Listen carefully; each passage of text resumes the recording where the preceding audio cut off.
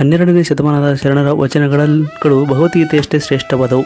ಶರಣರ ವಚನಗಳು ತಿಳಿಸಿ ಹೇಳಿದ್ದಾರೆ, ಬೈದು ಹೇಳಿದ್ದಾರೆ, ಅಲ್ಲದೆ ಹೊಡೆದು ಕೂಡ ಹೇಳುವ ಹಾಗೆ ಅವರ ವಚನಗಳಲ್ಲಿ ಹೇಳಿದ್ದಾರೆ. ಅದರಲ್ಲಿ ಬಹಳ ಖಾರವಾಗಿ ವಚನ ಹೇಳುವವರಲ್ಲಿ ಅಂಬಿಗರ ಚೌಡಯ್ಯ ಕೂಡ ಒಬ್ಬರು. ಅಂಬಿಗರ ಚೌಡಯ್ಯ 12ನೇ ಶತಮಾನದಲ್ಲಿ ಜನಿಸಿದ್ದರು. ಶಿವಶರಣರ ಹಾಗೂ ವಚನಕಾರರು. ಉಳಿದೆಲ್ಲ ವಚನಕಾರರಿಗಿಂತ ಭಿನ್ನ ಹಾಗೂ ವಿಶಿಷ್ಟ ವ್ಯಕ್ತಿತ್ವ ಇರುವ ಇವರ ವೃತ್ತಿಯಿಂದ ಅಂಬಿಗ ಪ್ರವೃತ್ತಿಯಲ್ಲಿ ಅನುಭವ. ಅಂಬಿಗ ಎಂದರೆ ನದಿಯನ್ನು ದಾಟಿಸುವ ಕೆಲಸವಾಗಿತ್ತು. ನೇರ ನಿರ್ಭೀತ ನುಡಿಗಳಿಂದ ವಚನವನ್ನು ಬರೆಯುವುದು ಗೋಚರಿಸುತ್ತದೆ. ಬಸವಣ್ಣನವರ ಅನುಭವ ಮಂಟಪದಲ್ಲಿ ಸಮಾಜ ಭೂಮಿಕೆಯ ಸಮ್ಮೇಳನದಲ್ಲಿ ಸೇರಿಕೊಂಡವರು. ಇವರು ತನ್ನ ಕಾಯಕದ ಅಥವಾ ವ್ಯಕ್ತಿನಾಮದ ಅಂಬಿಗರ ಚೌಡಯ್ಯ ಎಂಬುದೇ ಇವರ ವಚನಗಳ ಅಂಕಿತನಾಮವಾಗಿತ್ತು. ಅಂದರೆ ನಿಜಶರಣ ಅಂಬಿಗರ ಚೌಡಯ್ಯ ಎಂಬುದೇ ಇವರ ಅಂಕಿತನಾಮವಾಗಿತ್ತು. ಇವರ ಜನನ ಮೂಲ ಹೆಸರು ಚೌಡೇಶ. ತಾಯಿ ಪಂಪಾದೇವಿ, ತಂದೆ ವಿರೂಪಾಕ್ಷ. ಇವರ ಹೆಂಡತಿ ಸುಲೋಚನಾ, ಮಗ ಪುರವಂತ, ಶಿಷ್ಯ ಶಿವದೇವ ಮುನಿ. ಹಾವೇರಿ ಜಿಲ್ಲೆಯ ರಾಣೆಬೆನ್ನೂರು ತಾಲೂಕಿನ ಇಂದಿನ ಚೌಡದಾನಪುರ ಅಂದರೆ ಅಂದಿನ ಶಿವಪುರ, 12ನೇ ಶತಮಾನದಲ್ಲಿ ಚಂದ್ರಾಪುರ, ಶಿವಪುರ, ನರಸೀಪುರ ಇವು ತ್ರಿಪುರಗಳಾಗಿದ್ದವು. ಇವುಗಳಲ್ಲಿ ಶಿವಪುರ ಅಂಬಿಗರ ಚೌಡಯ್ಯನ ಜನ್ಮಸ್ಥಳವಾಗಿದೆ. ಇವರ ಜನನ 1120 ಜನವರಿ 21ರಂದು ಜನಿಸಿ ತ್ರಿಪುರಗಳಲ್ಲಿ ಒಂದಾದ ನರಸೀಪುರದಲ್ಲಿ ಇವರ ಉದ್ಧಾಲಕ ಮುನಿಗಳ ಆಶ್ರಮದಲ್ಲಿ ಸಕಲ ವಿದ್ಯೆಗಳನ್ನು ಪಡೆದು ಗ್ರಾಮದ ಮುಂದಿರುವ ತುಂಗಭದ್ರಾ ನದಿಯಲ್ಲಿ ದೋಣಿ ನಡೆಸುವ ಕೆಲಸ ಅಂದರೆ ಅಂಬಿಗರ ಕಾಯಕ ಕೈಗೊಂಡರು. ಉಳಿದ ವಚನಕಾರರ ವಚನಗಳಲ್ಲಿರುವಂತೆ ಇವರಲ್ಲಿಯೂ ಶಿವಾನುಭವ ಪರವಾದ ವಚನಗಳಿದ್ದರೂ ಅವುಗಳಲ್ಲಿ ಕಂಡುಬರುವ ಸಮಕಾಲೀನ ಸಮಾಜ ವಿಡಂಬನೆಯ ವ್ಯಂಗ್ಯ ದೃಷ್ಟಿ ಬೇರೆಯವರಲ್ಲಿ ವಿಳಂಬವೆಂದು ಹೇಳಬೇಕು. ಅವನ ವಚನಗಳು ವಸ್ತು ಭಾಷೆ ಶೈಲಿ ಗಮನಿಸಿದರೆ ಅವನೊಬ್ಬ ಕೆಚ್ಚದೆಯ ನಿಷ್ಠುರ ಪ್ರಕೃತಿಯುಳ್ಳ ಗ್ರಾಮ್ಯ ಮನೋಧರ್ಮವ ಒರಟು ವಚನಕಾರ ಎಂಬುದು ಸ್ಪಷ್ಟವಾಗುತ್ತದೆ. ಅವರು ನ್ಯಾಯ ನಿಷ್ಠುರ ದಯಾ ದಾಕ್ಷಿಣ್ಯ ಪರವನ್ನಲ್ಲ. ಯಾರನ್ನೇ ಆಗಲಿ ಯಾವುದನ್ನೇ ಆಗಲಿ ಅವರು ಟೀಕಿಸದೆ ಬಿಡುವುದಿಲ್ಲ. ಅವರು ಮೃದುವಾದ ಮಾತನಾಡುವುದು ಅಪೂರ್ವ ಮಾತಿನ ಬಹುಭಾಗ ಹರಿತವಾದದ್ದೇ. ಹಳೆಯ ಮತ್ತು ಹೊಸ ನಂಬಿಕೆಗಳ ಅವಸ್ಥಾಂತರವಾದ ವ್ಯವಸ್ಥೆಯಲ್ಲಿ ಅಂದಿನ ವೀರಶೈವ ಸಮಾಜದ ಲೋಪದೋಷಗಳನ್ನು ನಿರ್ದಾಕ್ಷಿಣ್ಯವಾಗಿ ಎತ್ತಿ ತೋರಿಸುವುದು ಅಂಬಿಗರ ಚೌಡಯ್ಯನ ಈ ವಚನಗಳು ಬಹುಶಃ ಅಂದಿನ ಸಾಮಾಜಿಕ ಅವ್ಯವಸ್ಥೆಯ ಪರಿಣಾಮಗಳೆಂದು ನಾವು ಭಾವಿಸಬಹುದು. ಅಂಬಿಗರ ಚೌಡಯ್ಯನ ವಚನಗಳಿಂದ ನಮಗೆ ಕಂಡುಬರುವುದೇನೆಂದರೆ ಸಾಮಾಜಿಕ ಅವ್ಯವಸ್ಥೆಯ ಚಿತ್ರ ಬೇರೆಯವರಲ್ಲಿಯೂ ನಿಜಶರಣನ ಮೊರೆತದ ಜೊತೆಗೆ ಸುಧಾರಕನ ಕಟು ಟೀಕೆಯೂ ಕೇಳಿಬರುತ್ತದೆ. ಅವರ ವಚನಗಳು ಅನರ್ಥ ಸಾಧಕವಾದದ್ದು ಕೋಪದಿಂದ ಹೊಮ್ಮಿದ್ದು ಅಲ್ಲ, ಸದಾರ್ಥಕ ಸಾಧಕವಾದ ಸತ್ಕೋಪದಿಂದ ಹೊಮ್ಮಿರುವುದು. ಕನ್ನಡ ಸಾಹಿತ್ಯದಲ್ಲಿ ಈ ಬಗೆಯ ದಿಟ್ಟತನ ವ್ಯಗ್ರತೆ ಕಂಡುಬರುವುದು ಬಹುಶಃ ಇವರಿಬ್ಬರಲ್ಲೇ ಎಂದು ತೋರಿಸುತ್ತದೆ. ಒಬ್ಬರು ಸಿಡಿಲು ನುಡಿಯ ಸರ್ವಜ್ಞ, ಇನ್ನೊಬ್ಬರು ಕೆಚ್ಚದೆಯ ವಚನಕಾರ ಅಂಬಿಗರ ಚೌಡಯ್ಯ. ತಂದೆ ವಿರೂಪಾಕ್ಷ, ತಾಯಿ ಪಂಪಾದೇವಿ. ಪುಣ್ಯಗ್ರಾಮದಲ್ಲಿ 1120 ಜನವರಿ 21ರಂದು ಜನಿಸಿ ತ್ರಿಪುರಗಳಲ್ಲಿ ಒಂದಾದ ನರಸೀಪುರದಲ್ಲಿ ಇವರ ಉದ್ಧಾಲಕ ಮುನಿಗಳ ಆಶ್ರಮದಲ್ಲಿ ಸಕಲ ವಿದ್ಯೆಗಳನ್ನು ಪಡೆದು ಗ್ರಾಮದ ಮುಂದಿರುವ ತುಂಗಭದ್ರಾ ನದಿಯಲ್ಲಿ ದೋಣಿ ನಡೆಸುವ ಅಂಬಿಗ ಕಾಯಕ ವೃತ್ತಿ ಕೈಗೊಂಡು ಸದ್ಗುಣ ಸಂಪನ್ನೆಯಾದ ಶಿವಶರಣೆ ಸುಲೋಚನೆ ಎಂಬ ವಧುವನ್ನು ವಿವಾಹವಾಗಿ ಗೃಹಸ್ಥ ಜೀವನಕ್ಕೆ ಕಾಲಿಡುತ್ತಾರೆ. ಅಂದಿನ ಬಸವಾದಿ ಶರಣರ ಚಿಂತನೆಯ ಪ್ರಭಾವಕ್ಕೆ ಒಳಗಾಗಿ ದಂಪತಿ ಸಮೇತ ಕಲ್ಯಾಣ, ಇಂದಿನ ಬಸವ ಕಲ್ಯಾಣ, ಬೀದರ್ ಜಿಲ್ಲೆಗೆ ಪ್ರವೇಶಿಸುತ್ತಾರೆ. ಬಸವಣ್ಣನವರು ಸ್ಥಾಪಿಸಿದ ವಿಶ್ವದ ಪ್ರಥಮ ಪಾರ್ಲಿಮೆಂಟ್ ಆದ ಅನುಭವ ಮಂಟಪದಲ್ಲಿ ಭಾಗವಹಿಸಿ ಶೂನ್ಯ ಪೀಠಾಧ್ಯಕ್ಷರಾದ ಅಲ್ಲಮ ಪ್ರಭುಗಳು, ಅಣ್ಣ ಬಸವಣ್ಣ, ಅಕ್ಕ ಮಹಾದೇವಿ, ಶಿವಯೋಗಿ ಸಿದ್ದರಾಮ, ಹಡಪದ ಅಪ್ಪಣ್ಣ, ಮಡಿವಾಳ ಮಾಚಯ್ಯ, ನೂಲಿಗೆ ಚಂದಯ್ಯ ಮುಂತಾದ ಶರಣರ ಸಭೆಯಲ್ಲಿ ಅನುಭವ ಚಿಂತನೆಯಲ್ಲಿ ನಡೆಸುತ್ತಾರೆ. ಅಂಬಿಗರ ಚೌಡಯ್ಯನಿಗೆ ಅಲ್ಲಮ ಪ್ರಭುಗಳು, ಇಲ್ಲಿ ನದಿಗಳೇ ಇಲ್ಲ, ಇದು ಬಯಲು ಸೀಮೆ, ಇಲ್ಲಿ ನೀವು ಅಂಬಿಗ ಕಾಯಕ ಹೇಗೆ ಮಾಡುತ್ತೀರಿ ಎಂದು ಅನುಭಾವಿಕ ಅರ್ಥದಲ್ಲಿ ಪ್ರಶ್ನೆ ಮಾಡಿದರು. ಅಂಬಿಗರ ಚೌಡಯ್ಯ ಅತ್ಯಂತ ಮಾರ್ಮಿಕವಾದ ಉತ್ತರ ನೀಡುತ್ತಾರೆ. ತಡೆನಿಲ್ಲದ ಮಹಾನದಿಯಲ್ಲಿ ಒಡಲಿಲ್ಲದೆಂಬಿಗೆ ಬಂದಿದ್ದೇನೆ, ಹಿಡಿಯುವ ಬಿಡುವ ಮನ ಬೆಲೆಗೊಟ್ಟಡೆ ಕಡೆಯಿಸಿ, ಹಾಯಿಸುವ ಮಹಾಹೊಳೆಯು ನುಡಿ ಇಲ್ಲದ ನಿಸ್ಸೀಮ ಗ್ರಾಮದಲ್ಲಿರಿಸಿದಂದಾತನೇ ಅಂಬಿಗರ ಚೌಡಯ್ಯ ಎಂದು ಹೇಳಿದಾಗ ಶಿವಶರಣರೆಲ್ಲರೂ ಸಂತೋಷಗೊಂಡು ಜಯಘೋಷ ಮಾಡುತ್ತಾರೆ. ಆಗ ಅಣ್ಣ ಬಸವಣ್ಣನವರು, ನೀವು ಸಾಮಾನ್ಯ ಅನುಭಾವಿಗಳು, ನಂಬಿದವರಿಗೆ ಹಿಂಬಿಟ್ಟು ಕಡೆಗೆ ಹಾಯಿಸುವ ನಿರಾಕಾರವಾದ ಪರಶಿವನ ನಿಲುವು ನಿಮ್ಮಲ್ಲಿದೆ. ನೀವು ಅನುಭವ ಮಂಟಪದ ಅನಗ್ನಿ ರತ್ನ ಎಂದು ಗುಣಗಾನ ಮಾಡಿ ಶಿವಶರಣರೆಲ್ಲರೂ ನಿಜಶರಣ ಎಂಬ ಬಿರುದಾಂಕಿತ ಮಾಡಿ ಗೌರವಿಸಿದರು. ಚೌಡಯ್ಯನವರ ಕಲ್ಯಾಣದಲ್ಲಿ ತ್ರಿಪುರಾಂತ ಕೆರೆಯಲ್ಲಿ ದೋಣಿ ನಡೆಸುವ ಕಾಯಕ ಕೈಗೊಂಡು ಕಾಯಕ ದಾಸೋಹ ಶಿವಯೋಗ ಸಾಧನೆ ಆಚರಿಸುತ್ತಾರೆ.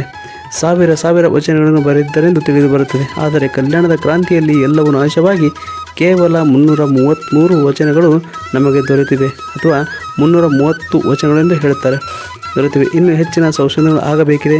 ಕಲ್ಯಾಣದ ಕ್ರಾಂತಿಯಲ್ಲಿ ಶರಣಧರ್ಮ ರಕ್ಷಣೆ, ವಚನ ಸಾಹಿತ್ಯ ಉಳಿವಿನಲ್ಲಿ ಅಂಬಿಗರ ಚೌಡಯ್ಯನ ಪಾತ್ರ ಪ್ರಮುಖವಾದದ್ದು. ಮಗುವಿನಂತೆ ಬೆನ್ನಿಗೆ ವಚನ ಸಾಹಿತ್ಯ ಕಟ್ಟನ್ನು ಕಟ್ಟಿಕೊಂಡು ಖಡ್ಗ ಹಿಡಿದು ಹೋರಾಡಿದ ವೀರ ಗಣಾಚಾರ್ಯ ಶರಣರಾಗಿದ್ದಾರೆ. ಶಿವಶರಣರೆಲ್ಲ ಕ್ರಾಂತಿಯಲ್ಲಿ ಚದುರು ಹೋದಾಗ ಕಲ್ಯಾಣದಿಂದ ಉಳುವಿಯ ಮಾರ್ಗ ಹಿಡಿದ ಚನ್ನ ಬಸವಣ್ಣನವರ ತಂಡದಲ್ಲಿ ಚೌಡಯ್ಯ ಶರಣರು ಇದ್ದು, ಉಳುವಿಯ ದಟ್ಟ ಕಾಡಿನಲ್ಲಿ ಗವಿಗಳಲ್ಲಿ ವಚನ ಸಾಹಿತ್ಯ ರಕ್ಷಣೆ ಆದಾಗ ಮರಳಿ ಜನ್ಮಭೂಮಿಯಾದ ಶಿವಪುರಕ್ಕೆ, ಇಂದಿನ ಚೌಡಧಾನಾಪುರ, ಬಂದು ತುಂಗಭದ್ರಾ ನದಿಯಲ್ಲಿ ದೋಣಿ ಕಾಯಕ ಮಾಡುತ್ತಾ ಮೂಢನಂಬಿಕೆ, ಕಂದಾಚಾರ, ವೈದಿಕತೆಯನ್ನು ವಿರೋಧಿಸುತ್ತಾ ಶಿವಾನುಭಾವ ವಚನಗಳ ಚಿಂತನೆಯಲ್ಲಿ ಶರಣರ ತತ್ವವನ್ನು ಪ್ರಚಾರಗೊಳಿಸುತ್ತಾರೆ. ಗಸ್ತರಸನ ಮಗ ಹಾವು ಕಚ್ಚಿ ಸತ್ತಾಗ ಭಸ್ಮ, ವಿಭೂತಿ, ಮಂತ್ರಪಾದಕದ ಪ್ರೋಕ್ಷೆಯಿಂದ ಮರಳಿ ಬದುಕಿಸುತ್ತಾರೆ. ಇದರಿಂದ ಸಂತಸಗೊಂಡ ಗುತ್ತರಸನ ಕಾಣಿಕೆಯಾಗಿ ಪೂರ್ವ ಪಶ್ಚಿಮಕ್ಕೆ 14 ಮೈಲಿ, ದಕ್ಷಿಣಕ್ಕೆ 7 ಮೈಲಿ ಭೂಮಿಯನ್ನು ಅವರ ಪಾದಕ್ಕೆ ಅರ್ಪಿಸುತ್ತಾರೆ. ಕಾಲಾನಂತರ ಚೌಡಯ್ಯನವರು ಶಿಷ್ಯನಾದ ಶಿವದೇವ ಮುನಿಯವರಿಗೆ ಈ ಭೂಮಿಯನ್ನು ದಾನವಾಗಿ ನೀಡಿ ಅದನ್ನು ಬಡವ, ರೋಗಿಗಳ, ನೊಂದವರ, ದೀನದಲಿತರ ಬಡವಣೆಯನ್ನು ನೀಗಿಸಲು ಬಳಸು ಎಂದು ಅಪ್ಪಣೆ ಮಾಡುತ್ತಾರೆ. ವೈಚಾರಿಕತೆ, ಏಕದೇವೋಪಾಸನೆ, ಇಷ್ಟಲಿಂಗ ನಿಷ್ಠೆ, ಬೆಡಗು ಕಾಲಜ್ಞಾನ ವಚನಗಳು, ಸಂಕೀರ್ಣ ವಚನಗಳು, ಚಿನ್ಮಯ ಸಿಕ್ತ, ನೈತಿಕ ಮೌಲ್ಯ ವಚನಗಳು, ಆಧ್ಯಾತ್ಮಿಕತೆ, ವಿಡಂಬನೆ, ಸೃಷ್ಟಿಕ್ರಮ, ಈ ಎಲ್ಲ ವಿಶೇಷತೆಗಳನ್ನು ನಿಜಶರಣರ ವಚನಗಳಲ್ಲಿ ಕಾಣಬಹುದು. ಚೌಡಯ್ಯನವರು ತುಂಬಿದ ನದಿಯಲ್ಲಿ ದೋಣಿಗೆ ಹುಟ್ಟು ಹಾಕುವ ಅಂಬಿಗ ಮಾತ್ರವಲ್ಲದೆ ಭವಸಾಗರವೆಂಬ ಈ ಸಂಸಾರದ ವಾರಿಧಿಯನ್ನು ಅರಿವೆಂಬ ಹುಟ್ಟು ಹಾಕಿ ದಾಟಿಸುವ ಕೌಶಲ್ಯವುಳ್ಳವರೂ ಹೌದು. ಅಪಾರ ಅನುಭವದ ಅಮೃತವನ್ನು ಚಾಟಿ ಏಟಿನೊಂದಿಗೆ ಕೊಟ್ಟು ದಿಬ್ಬಿಸುತ್ತಾರೆ. ಅವರು ಚುಚ್ಚು ಮಾತಿನ, ಬಿಚ್ಚು ಹೃದಯದ ಕೆಚ್ಚನೆ ಅಮರ ವಚನಗಳು. ಸಜ್ಜೆಯಂತಿವೆ. ನುಡಿದರೆ ನಡೆದರೆ, ನಡೆದಂತೆ ನುಡಿದರೆ ಧೀರ ವೀರ ಶರಣ. ಸಮಾಜದ ವಿಮರ್ಶೆ, ವ್ಯಕ್ತಿ ಟೀಕೆ, ಮೂಢನಂಬಿಕೆಗಳನ್ನು ತೆರಳಿ ಅವುಗಳನ್ನು ಬೆರಳು ಮಾಡಿ ತೋರಿಸಿ ತಾನು ಶುದ್ಧನಾಗಿ ಸಿದ್ಧ ಬಾಳ ಬೆಳಗಿಸಿಕೊಂಡ ಶರಣ. ಇವರ ವಚನಗಳು ಅದರಕ್ಕೆ ಕಹಿಯಾದರೆ ಉದರಕ್ಕೆ ಸಿಹಿ. ನುಡಿದರೆ ಇಟೆಂದು ತುಂಡೆರಡು ಇಚ್ಛಾಮರಣ ಶಕ್ತಿಯುಳ್ಳ ಅಂಬಿಗರ ಚೌಡಯ್ಯ ಶತಾಯುಷ್ಯಗಳಾಗಿದ್ದರು. ಕೊನೆಯ ದಿನಗಳಲ್ಲಿ ಶಿವಾನುಭವ ಚಿಂತನೆಗೈಯುತ್ತಾ ಗುರುನಾಮಸ್ಮರಣೆಯೊಂದಿಗೆ ತುಂಗಭದ್ರಾ ನದಿಯ ತೀರದಲ್ಲಿ ಗಂಗೆಯ ಮಡಿಲಲ್ಲಿ ಬಯಲಿನಲ್ಲಿ ಬಯಲಾದರು. ನದಿ ತೀರದಲ್ಲಿ ಇವರ ಐಕ್ಯ ಮಂಟಪವಿದೆ. ಪಕ್ಕದಲ್ಲೇ ನರಸೀಪುರದಲ್ಲಿ ನಿಜಶರಣರ ಅಂಬಿಗರ ಚೌಡಯ್ಯ ಗುರುಪೀಠವಿದೆ. ತಡೆನೆಲೆ ಇಲ್ಲದ ಮಹಾನದಿಯಲ್ಲಿ ಒಡಲಿಲ್ಲದಂಬಿಗ ಬಂದಿದ್ದೇನೆ. ಹಿಡಿವ ಬಿಡವ ಮನವ ಬೆಲೆ ಕೊಟ್ಟಡೆ ಕಡೆಗಾಣಿಸಿ ಹಾಯಿಸುವೆ ಮಹಾಹೊಳೆಯ ನುಡಿ ಇಲ್ಲದ ನಿಸ್ಸೀಮ ಗ್ರಾಮದಲ್ಲಿರಿಸುವೆನೆಂದಾದ ನಂಬಿಗರ ಚೌಡಯ್ಯ. ಅಂದರೆ ಅಂಬಿಗರ ಚೌಡಯ್ಯ ದೋಣಿ ನಡೆಸುವ ವೃತ್ತಿಯಲ್ಲಿದ್ದವನು. ತನ್ನ ಈ ಕಾಯಕವನ್ನೇ ಆಧ್ಯಾತ್ಮ ಸಾಧನವನ್ನಾಗಿ ಮಾಡಿಕೊಂಡವರು. ಒಂದು ದಡದಿಂದ ಮತ್ತೊಂದು ದಡಕ್ಕೆ ಜನರನ್ನು ದೋಣಿಯಲ್ಲಿ ಸಾಗಿಸುವ ತನ್ನ ಕಾಯಕವನ್ನೇ ಒಂದು ಪ್ರತಿಮೆಯನ್ನಾಗಿಸಿ ಈ ವಚನದಲ್ಲಿ ಆಧ್ಯಾತ್ಮ ತತ್ವವೊಂದನ್ನು ಹೇಳುತ್ತಾರೆ. ತಡೆ ಇಲ್ಲದ ಅಂದರೆ ಕೊನೆ ಇಲ್ಲದ, ಮುಗಿಯದ, ತೀರವೇ ಇಲ್ಲದ, ನೆಲೆ ಇಲ್ಲದ, ಯಾವ ಗೊತ್ತು ಗುರಿಯೂ ಇಲ್ಲದ ಹುಚ್ಚಾಗಿ ಹರಿಯುವ ಈ ಮಹಾನದಿಯಲ್ಲಿ, ಅಂದರೆ ಸಂಸಾರವೆಂಬ ಮಹಾನದಿಯಲ್ಲಿ ನಾನು ಒಡಲಿಲ್ಲದ ಅಂದರೆ ದೇಹವಿಲ್ಲ, ನಾನು ಎಂಬ ವಿಕಾರವನ್ನು ಕಳೆದುಕೊಂಡಿದ್ದೇನೆ, ಅಂಬಿಗ ಬಂದಿದ್ದೇನೆ ಎಂದು ಹೇಳ್ತಾರೆ. ನಾನು ಈ ನದಿಯನ್ನು ದಾಟಿಸುತ್ತೇನೆ, ನಿಮ್ಮ ಗ್ರಾಮದಲ್ಲಿ ಮುಟ್ಟಿಸುತ್ತೇನೆ. ಕೇವಲ ಮಾತಲ್ಲ, ಕೆಲಸದಲ್ಲಿ ನಾನು ನಿಸ್ಸೀಮ. ಆದರೆ ಈ ಹೊಳೆಯನ್ನು ದಾಟಿಸಬೇಕೆಂದರೆ ನೀವು ಚಂಚಲವಾದ ಮನವ ಬೆಲೆ ಕೊಡಬೇಕು. ಅಂದರೆ ಚಂಚಲವಾದ ಮನಸ್ಸನ್ನು ಬೆಲೆಯಾಗಿ ಕೊಡಬೇಕು. ಇಲ್ಲಿ ಚೌಡಯ್ಯ ಹೇಳುತ್ತಿದ್ದಾರೆ. ಇಲ್ಲಿ ಸಾಕ್ಷಾತ್ ದೇವರೇ ಜನರಿಗೆ ಹೇಳುತ್ತಿರುವಂತಿದೆ.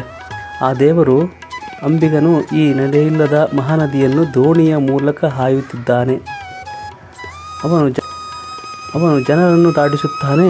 ಆದರೆ ಅದಕ್ಕೆ ಜನರು ಪ್ರತಿಯಾಗಿ ಅವರ ಸ್ಥಿರವಾದ ನಿಶ್ಚಲವಾದ ಮನಸ್ಸನ್ನು ಅವರಿಗೆ ಒಪ್ಪಿಸಬೇಕು. ಅಂದರೆ ಭಗವಂತನಲ್ಲಿ ಅವರ ಮನಸ್ಸನ್ನು ನೆಲೆಗೊಳಿಸಬೇಕು ಎಂಬುದು ಇಲ್ಲಿಯ ಭಾವ. ನುಡಿ ಇಲ್ಲದ ನಿಸ್ಸೀಮ ಗ್ರಾಮದಲ್ಲಿರಿಸುವೆ ಎಂಬ ಮಾತಿನಲ್ಲಿ ಮೋಕ್ಷ ಪದವ ಅಥವಾ ಎಂಬ ಅರ್ಥವಿದೆ. ನಿಸ್ಸೀಮ ಗ್ರಾಮ ಅಂದರೆ ಯಾವುದೇ ಗುಡಿ ಇಲ್ಲದ, ಯಾವುದೇ ಸೀಮೆ ದೇಶಗಳಿಲ್ಲದ ಗ್ರಾಮ ಎಂದಾಗುತ್ತದೆ. ಅದು ಯಾವುದೆಂದು ಬಯಲು ಅಥವಾ ಶೂನ್ಯ, ಅಲ್ಲಿ ಮಾತಿಗೆ ಅವಕಾಶವೇ ಇಲ್ಲ. ವಚನಕಾರರು ದೇವರನ್ನು ಬಯಲು ಸ್ವರೂಪಿಯನ್ನಾಗಿಸಿ ಕಲ್ಪಿಸಿಕೊಂಡಿದ್ದಾರೆ. ಇಲ್ಲಿ ಕೂಡ ಇದೇ ಭಾವವಿದೆ.